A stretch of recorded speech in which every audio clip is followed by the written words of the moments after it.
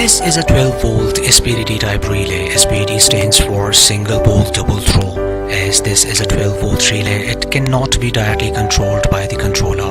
In order to control this relay automatically using a microcontroller, then we will need to make a driver circuit for this relay. We can make a driver circuit only if we know about its coil pins. So first let's find the coil pins and then find the resistance. R equals to 0.426 kilo ohms. R equals to 426 ohms.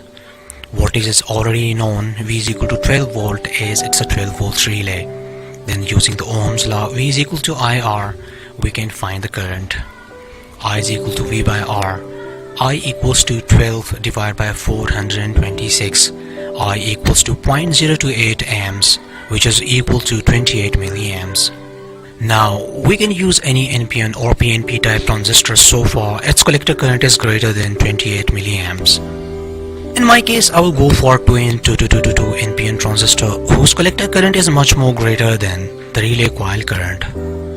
2N2222 transistors are cheap and can be easily found in any electronic shop. My choice is 2N2222 and I always use this type of transistor for controlling a relay.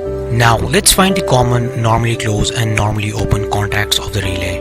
We have already found the coil pins. Now we have these 3 pins remaining.